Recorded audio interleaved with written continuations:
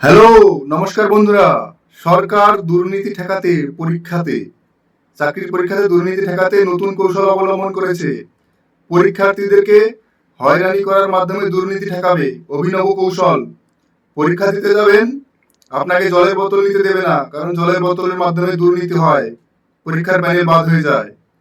হাতে চুড়ি শাখা পরে যাওয়া যাবে না, কারণ শাখা চুরির মাধ্যমে দুর্নীতি হয় পরীক্ষার হলে। রুমাল নিয়ে যাওয়া যাবে না, বেল্ট খুলে রেখে যেতে হবে, জুতা খুলে রেখে যেতে হবে, আংটি পরা যাবে না, ব্রেসলেট পরা যাবে না। এ বিশাল এক যুদ্ধের কৌশল।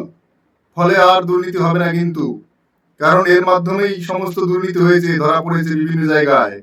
ফলে এই রকম হয়রানির মাধ্যমে সরকার এখন দুর্নীতি ঠেকাবে।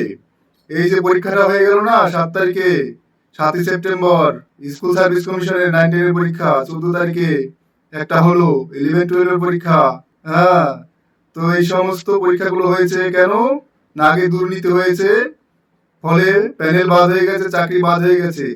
কোর্টের নির্দেশে আবার পরীক্ষাটা হলো, সবাই পরীক্ষা দিল। এবার কোনো দুর্নীতি হবে না, কারণ আগে এই সমস্ত আংটি, ব্রেসলেট, হিজাব পরে গেলে, মাথায় পাগড়ি পরে গেলে দুর্নীতি হতো।